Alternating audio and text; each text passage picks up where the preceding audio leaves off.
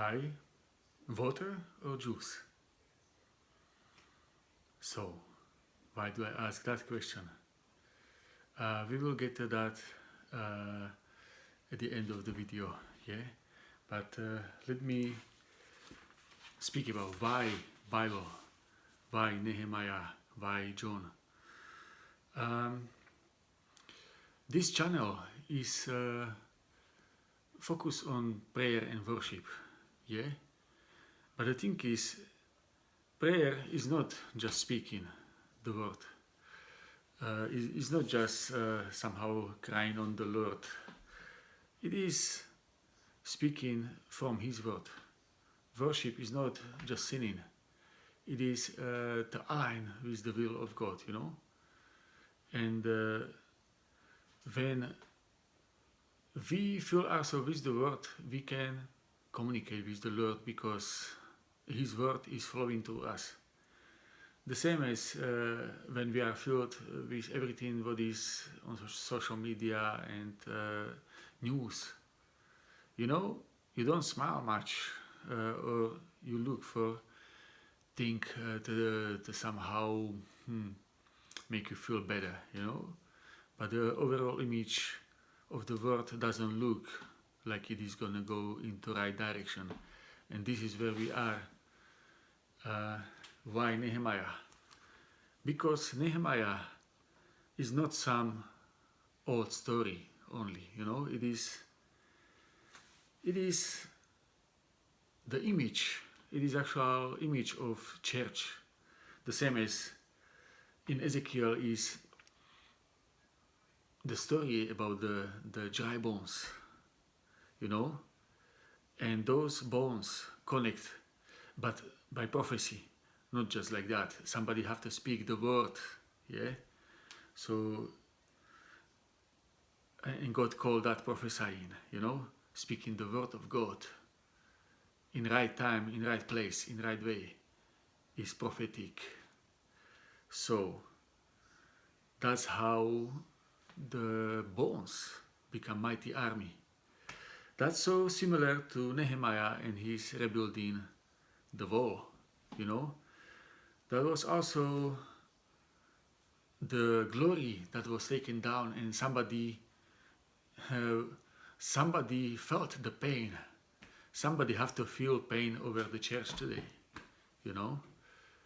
And when he fasted and prayed, the same as we have to fast and pray when we feel that pain, we get favor from the king. And so we get the provisions and we start to go to do mission. But then there is the other officials, you know, there is the middle government. And they are not happy. This is also the spiritual world, you know. It is not about people. It is, we love our, even our enemies, yeah. But this is the people in here. They represent the spiritual oppression that is against us, and we have to be able to prevail against them. But how do we do that? If you go to this book of Nehemiah, you see how beautifully they work together. They rich and poor, big and small, next to each other.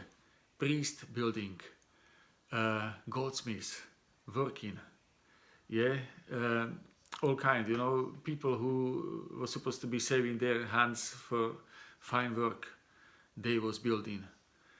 And that get enemy mad. They try to do everything to stop the progress. The same as in church, you know, when we do things in unity, the enemy rages. But if we don't fall off track, they cannot stop us. Now what happened next in book of Nehemiah? Now Nehemiah realizes that there is actual problem with poverty. People, and there was already famine in the land. And now these people was working so hard and they still had to live. Next thing you know, many of them didn't have enough to live from, and they end up selling their family members into slavery. You would not even believe that, yeah? Um,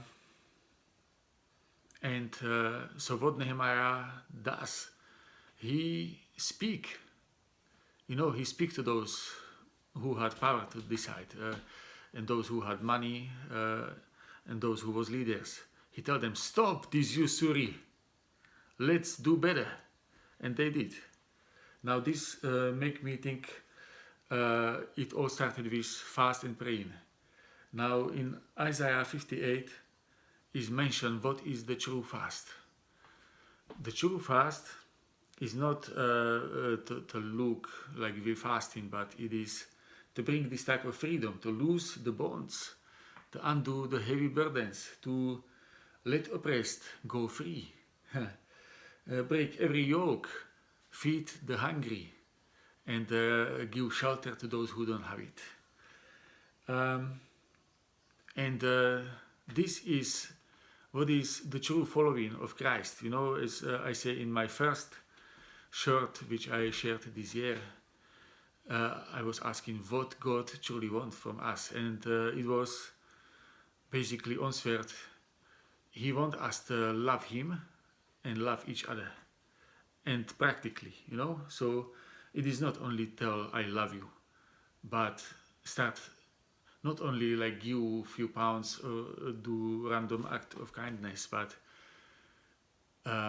start to create the systematic approach where the love of God flows, where maybe we don't need so nice church that people who are homeless cannot come in without having shower first, but then also having the place where always somebody is there, where always if you see a homeless person, you don't need to just give him coffee, but you can tell, like, my friend, look, this is 10 pounds, or come with me and I have something for you. I have a place where you can be truly helped, not by forcing you back into system which spat you out, but into the place which can offer to you deliverance, healing of soul and body, restoration of your abilities maybe, and restoration of your willingness to do your best, giving you hope, giving you love of other people, and giving you purpose. So that is so similar to loosing bonds, undoing heavy burdens, and basically feeding, breaking every yoke. So what it had to do with water and juice. You see, all of this is impossible without work of basically word of God being filling us. But the water is word of God, the undiluted. Is the one which need to be spoken prophetically, is the one which actually, it might sound a little bit archaic, but it has something in itself that all these yada yada talking and explanations cannot do. I can tell you what I see, certain revelations, but it will never be the same as the word of God. You can drink juice all day, but your body will feel not good, and you will be asking for sicknesses to come, But if you drink only water all day, you will not be having problem because you didn't have juice. So, whilst there is nice to have explanations of the word of God and sharing the revelations. But without word of God, it means nothing. It means that we are causing for malnutrition, But if we only have word of God, and it will start to explain itself, because there is always 2 or 3 witnesses in the word of God, everything, how some other parts of the word of God that explains it, that agree with it, that further enforces it. So if we only have this water, we will be okay. So okay guys, I wanted to do this in 2 minutes, but I done in 10. We will get back to it again. Please come back again, surprise. Uh, subscribe, share the word, and look at what is around. We're gonna be getting more into that practical part, how to apply this word into our local communities, and also how to get together, how to use our gifts and abilities to make the church beautiful. It must come from spirit, but it must be done by hands. God bless you. I love you, and I will see you soon.